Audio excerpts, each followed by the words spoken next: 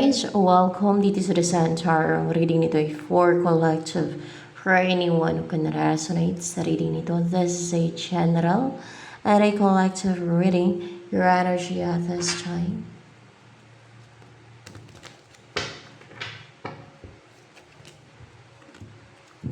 Emperor and Six of Wands.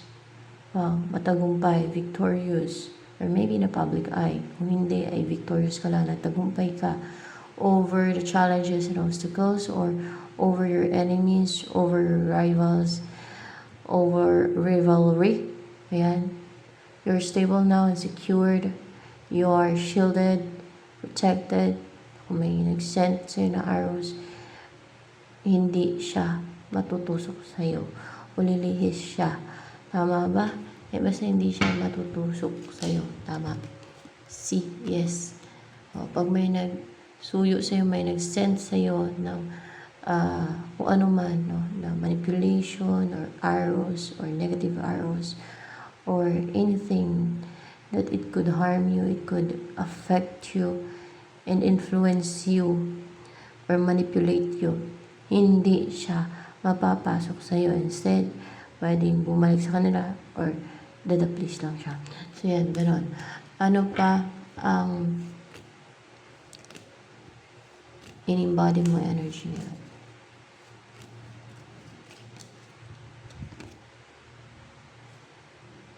The Tower.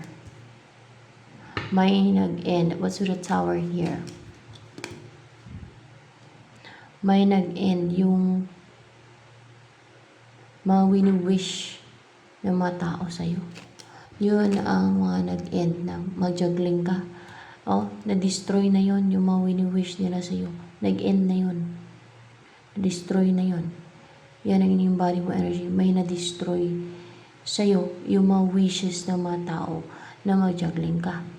Yung gustong-gusto nilang mangyari na mag-juggling ka. Yun na nag-end.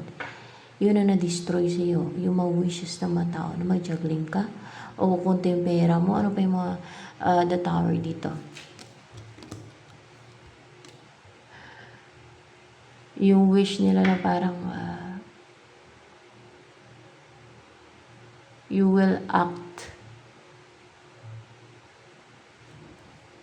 immature.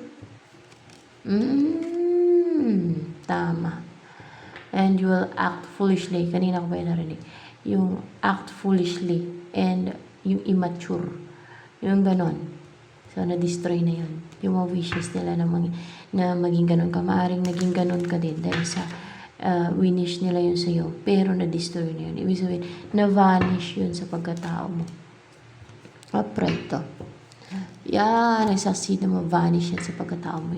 Yung ganyan na winish nila na parang you act immature and foolish. See, influences nila yan. And yung ano nila yan, yung mga wishes nila na kukunti yung pera mo, maybe malasin ka, mga ganon, mag-juggling ka. Yan ang kanila mga pinagagawa. That's deceit. It's their deceit scheme. Ano pa ang in-embody mo energy ngayon is in this deck? Hero. You're a hero. Now, kung ano ka ngayon, that is your true self. You're so brave. Kung ano ka ngayon, yun ka. No? Na walang influences ng iba. Hindi ka talaga bata isip, hindi ka foolish. It's their wishes na nag-manifest kasi sa buhay mo. Pero na-destroy ng wishes na yan. Natanggal na yan sa'yo. Na-vanish na. That is your true self now. And maring savior ka din. Are you a savior? Yeah, you're a savior. Ganun. Savior. Savior ng ano? Good people? No. Savior ng animals? savior ng animals. Ganun. Ano pa, you're a hero ng mga animals. Kasi you know what, kawawa yung mga animals talaga sa mga tao. Kasi di ba ang mga tao kadalasan abusive, no? Lalo sa mga animals. Wala silang puso sa animals.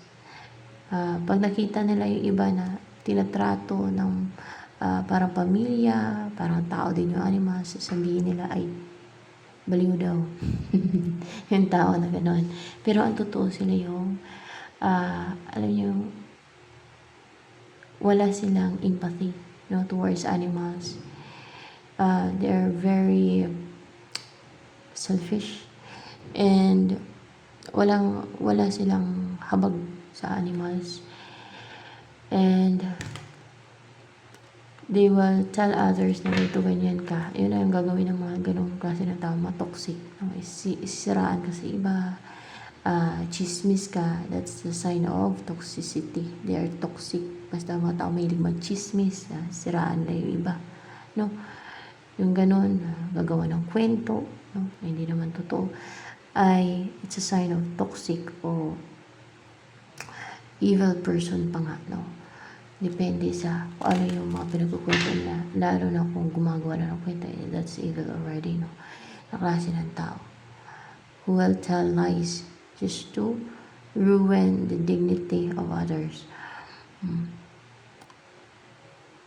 Ang taong mapagmahal sa hayop ay may empathy yan. Kadalasan mga earth angels yan sila. Yan, mawain yan. Pero yung mga taong kinikriticize pa ang mga taong may puso towards sa animals, mabait at mapagmahal sa animals at tinuturing na parang tao din yung mga animals na they're part of the family, ganon.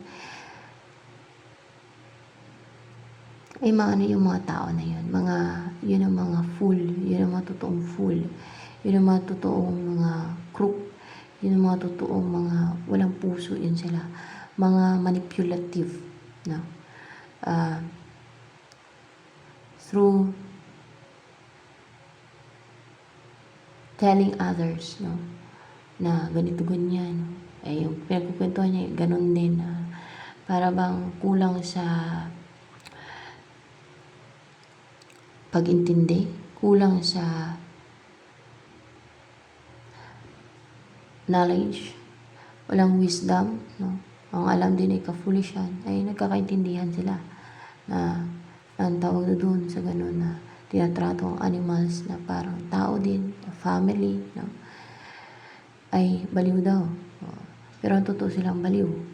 Kasi malalaman niyo yan sa ways of living nila, yung sa pamumuhay nila na toxic. Para bang yung ginagawa nila ay, alam niyo, sige lang kainom ng inom o may mga addictions, drugs. Tapos baliktarin nila iba, yun daw ang baliw, yun daw ang siraulo, na namumuhay ng matino, namumuhay ng, alam niyo, productive and helpful pa, no? And ang buhay, sariling buhay ang pinagfokusan sila, puro katoksikan, puro lasing, puro chismis, puro negative yung kanila maginagawa, evil, puro inggit yung nasa kalooban nila, no? May mga addictions pa. You will see how they live, kung gaano ka toxic, kung gaano ka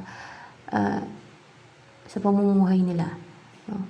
Yung sariling bahay nila, hindi nila maintindi. Yung magawain na sa bahay nila, hindi nila magawa, tamad pa. Mga ganun ba, makikita mong ganun sila.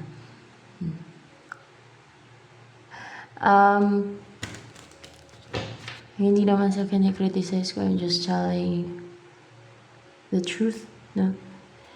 I'm just revealing the truth here. So ano pa, energy mo ngayon?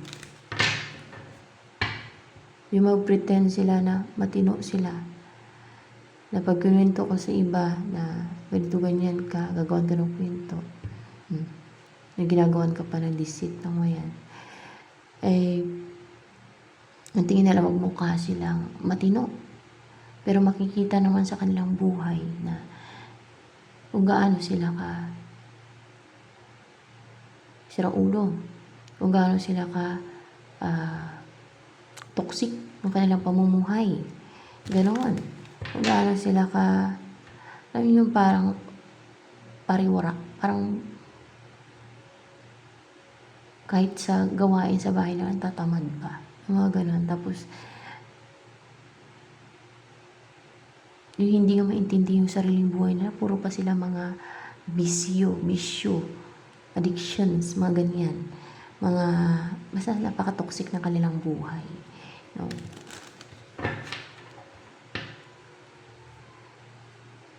Yung malakas pa ang loob manira ng iba, gumawa ng kwento. Pero, yung kakwentuhan niya din, ay pare-pareho lang din sila. Na foolish, kaya nga ang dami dun sa impyerno kasi madami ang totoong foolish. Ikaw tong winish nila na you will act foolishly and immature. Yung immature ka. It's their wishes. Ano yan? Babalik na yan sa kanila? Yung mga winish nila sa'yo, babalik ba yan?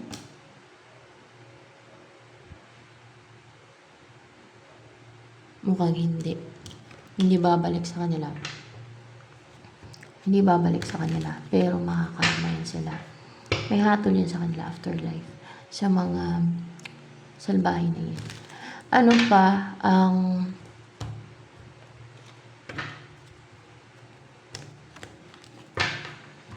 tungkol sa iyo ngayon? Let's see. There's coming. May paparating sa iyo. Ano tong chariot na to?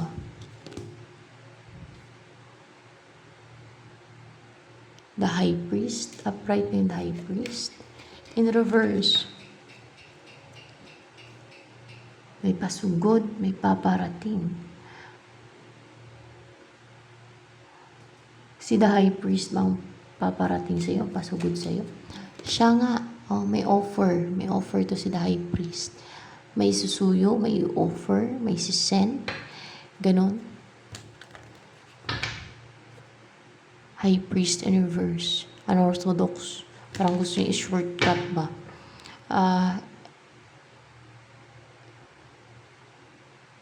High priest in reverse. Basta ganyan ang kanyang energy.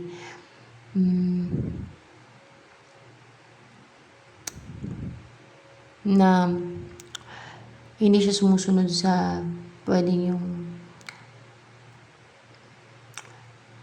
sa paniniwala, sa mga beliefs ng mga tao, no? Ng karamihan, sa society, sa bansa nila, o sa mga kasabihan, sa mga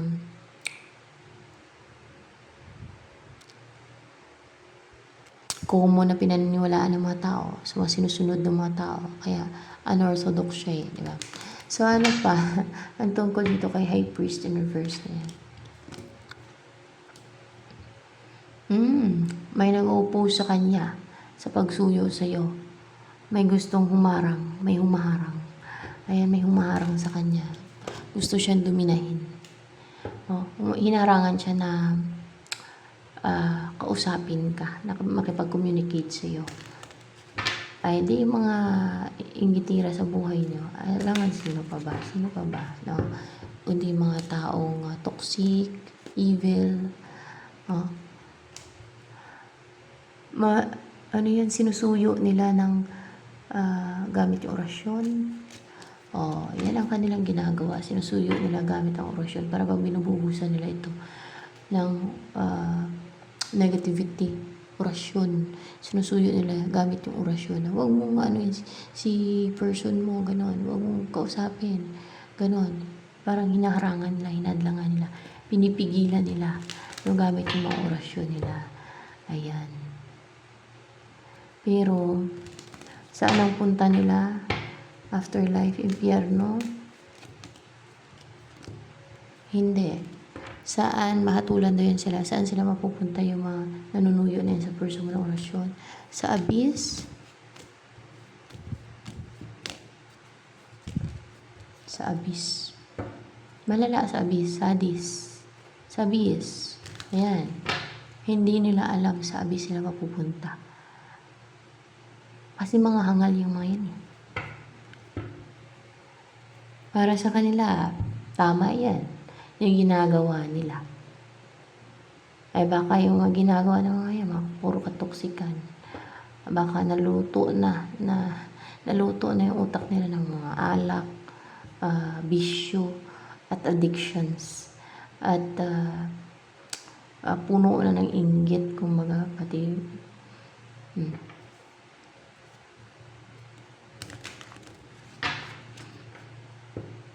Malaman nyo hindi matino na matao kasi may mabisyo yan.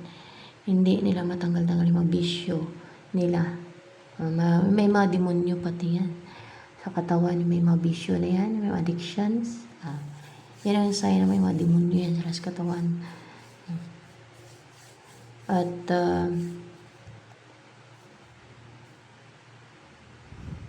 pero yung iba dyan, wala naman siguro. Talagang, ano lang talaga sila. Na-hook. Parang ganun. Yun, dun yung malalaman na hindi matino kasi the way they live, very toxic. May mga addictions, may mga bisyo. Para ba hindi nila, walang disiplina sa sarili. Hindi nila alam kung ano yung tama sa mali. Tapos mag-pretend pang matino. Matino daw sila. Sisiraan nilang iba, no? Gagawin nila ng kwento para magmukha silang matino. In real life, sila ang hindi matino. Yung sinisiraan nila, yun ang matino. Yung ginagawa nila ng kwento. Kasi they can't be that person. Kaya ang gagawin nila ng manira, siraan, para lift up yung sarili nila. Pero kahit anong gawin nila, they live a toxic life. And they will be thrown sa Hades, sa abyss.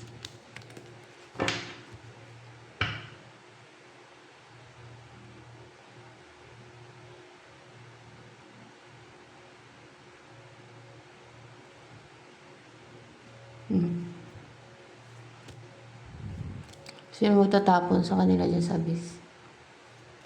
God. God ang magtatapon sa kanila sa abyss. Hindi lang sa impyerno abyss Kasi justice talaga yun May lumabas na justice card. Kailangan mabigyan ng hustisya. Yung ginagawa nila sa inyo ng person mo. At sa'yo din. Kasi apektado ka dyan. Saan ba nainggit yung mga yan? Sa'yo? Sa'yo yung nainggit yung mga yan. Kaya nila ginagawa ng ganyan yung person mo. Pero, alam ba nila mapunta sila sa abyss? Hindi. Wala silang kamuwang-muwang. Wala silang kalam-alam na doon pala sila itatapon sa abyss. Doon sila ilalagay.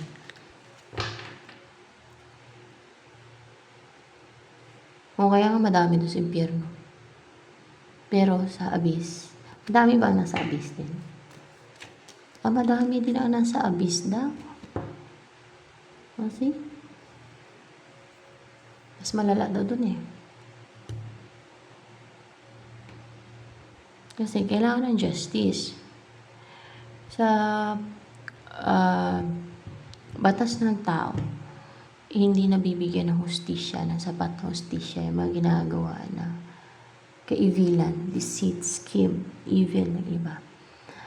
At mga pahide, patago ng ginagawa nila, di ba? Pero sa kabilang buhay, ayun na, forever ng hatol sa kanila doon.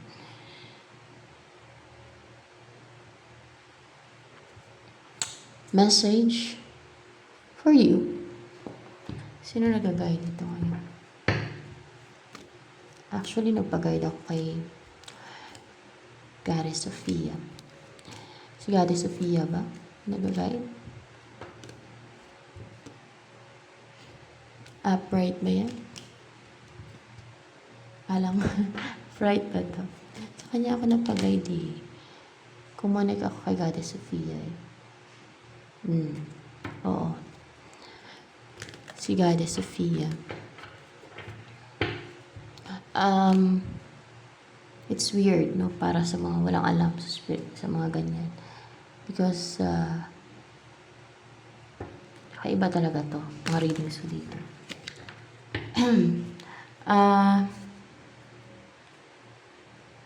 Sophia, yan yung goddess of wisdom sa Gnostic. Gnostic pin. Yan, si Goddess Sophia. Ano yung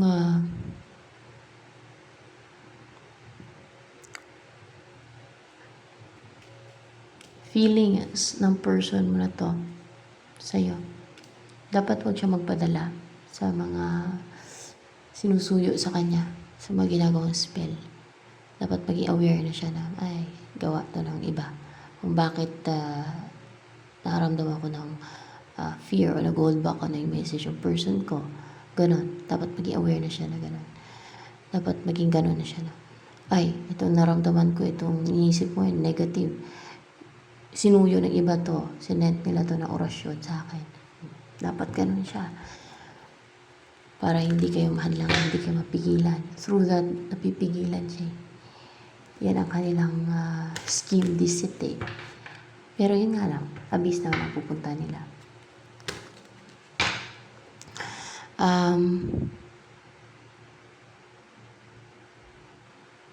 Si Goddess Sophia ay iyon yan siya. Isa sa iyon. Eons. Kung tawagin, eons. Yan. Yan ang Goddess of Wisdom.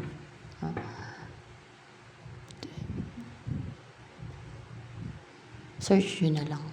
Para lumawak yung inyong mga kaalaman. Ganyan ako guys. Pagka hindi ko alam, i-research ko yan ng mas malaliman. No? I-research ko yan hanggang sa maintindihan ko ng mas malawakan. Ng mas malawak ba. No? Para magkaroon ako ng malawak na knowledge tungkol sa ganyan topic.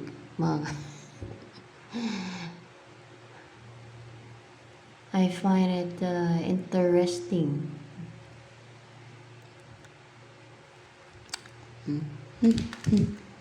So, ano yung gustong sabihin sa'yo ni Goddess Sophia?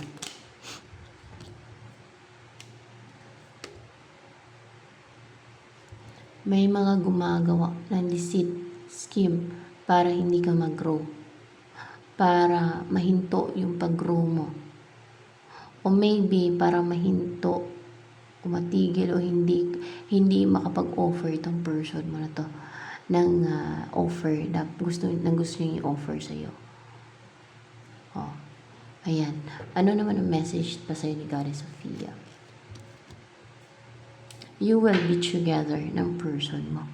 Sa kabila naman ginagawa nila sa'yo. So, see?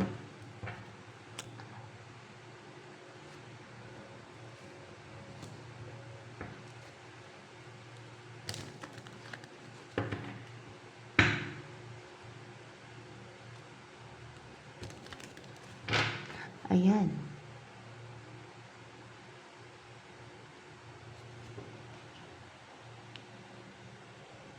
May makagaya ba naman ginagawa ko na makakonect sa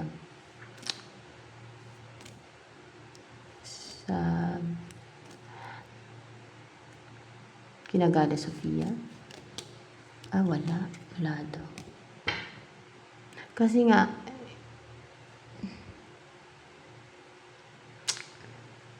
iba naman kasi. Ako kasi. Basta ganun. Hindi ko na ma-explain sa inyo yan. No? At for sure, hindi maniniwala ang iba. No? Lalo to, masyadong, ano yan eh, may pagka-weird, no? Or para sa mga tao, weird yan siya. No? Mga ganyan. Ano pa? Ang you will be together. No? Maging maayos din. No? Magkaroon din ng balance, harmony sa inyong dalawa. You will live peacefully together. Kasi, suportado na ni Goddess Sophia. Hindi. Dahil protektado na ni Goddess Sophia. Pati, dinidipinsahan niya din. Dinidipinsahan niya. Para makasal kayong dalawa. You know? Didipinsahan niya. Para makasal kayong dalawa. Yan. Para magkatuluyan kayong dalawa. Para magkaroon ng stability sa inyo. Ayan. So, yan.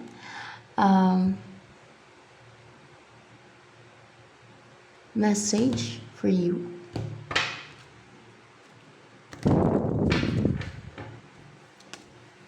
Sa mundong to, madami ang evil.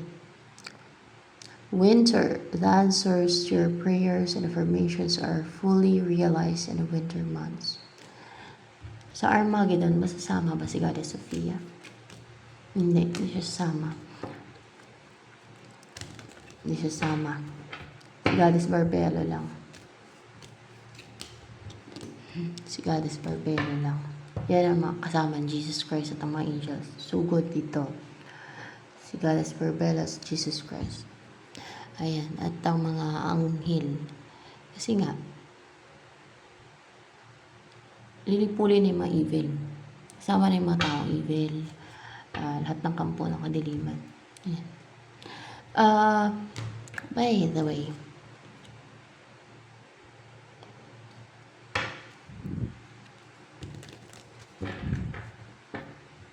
ano yung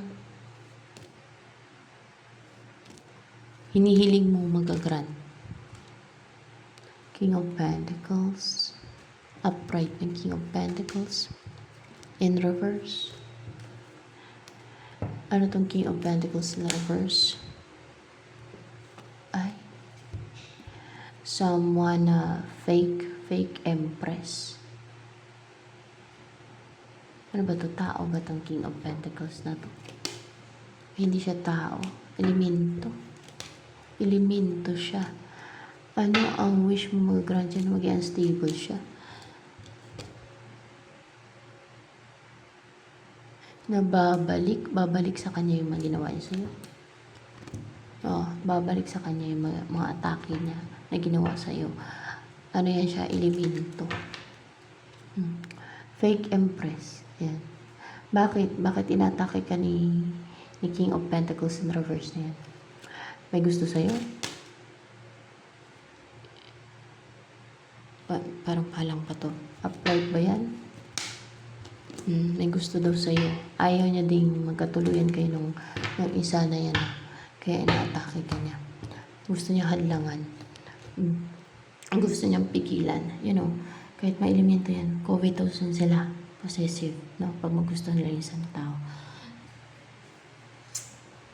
Mahahatol din yan sa kanya. Hatulan din yan. Lang lang. Kung sleep ka na din. Sleep ka na dun si Emilia. Ano ang gustong sabihin ni Goddess Sophia sa lahat ng viewers? Upright ba yan? The shadow side. Yes, it's upright. May nangahan sa isipan nila. Ganun ba yan? May nangahan daw sa isipan ninyo. May umuto sa isipan ninyo. Na ano, may saktan kayo. Na meron kayong saktan. Meron. Inuutusan yung isip ninyo na may saktan kayo. Na may tatraidorin kayo, may backstab kayo, may atakihin kayo, ganun. So, be aware of that. Ano yan siya? Mga demonyo yan siya, guys. Mga demonyo. Sino daw saktan? Ako. Ako daw. Saktan niyo daw ako. Yan ang utos sa inyo. Saktan niyo daw ako. Hinahunt yung isipan niyo. Yung parang inuutusan kayo. O ginugulo yung isip ninyo ng demonyo yan, mga demonyo. Mga demonyo. nagawa ng witchcraft or kung ano man na scheme, deceit. Yan ang pinapasabi ni Goddess Sophia. Kasi Goddess of Wisdom yan eh. Alam niya. Diba? Yan ang wise. Yan ang may wisdom. Nabubuking nila, nalalaman. Ganon yun eh. Ganon yung wisdom. Akala ng iba, yung wisdom ay, o yung tinatawag ng wise na tao na may wisdom, ay yung nakapanlansis kapwa. Hindi ganon ang wisdom. Ganon kasi ang common na paniniwala na iba na akala nila ganon. Hindi ganon ang wisdom. Wisdom is your ability to observe and see things clearly na hindi nakikita ng iba, na hindi na-obserba ng iba. No? Katulad nito, na nireveal niya sa inyo, na may nag-uutos sa inyo, may nag-udyok, may nag-hand sa isipan nyo na saktan nyo daw ako, gawan nyo ako ng katraidoran, at mga demonyo yun. Yun ang sabi ni Goddess Sophia. Ngayon, pag sinunod nyo yan, ano mangyayari sa kanila? Abis ang punta. Abis ang punta. Bakit? Kasi hindi makatwiran. Sinusunod yung udyok ng demonyo na hindi, kahit hindi tama. Yung ganun. Dapat ay maging makatwiran. Ganun. So, ito na lamang for collective reading. Ay, by the way, tingnan pa natin kung ano yung gusto iparating sa'yo ng person mo. Na to, ito. Yung ano ba yung energy niya kanina? Yung magte-take na action sa'yo. Queen of Wands in reverse. What's with the Queen of Wands in reverse? Gusto niya sabihin sa'yo.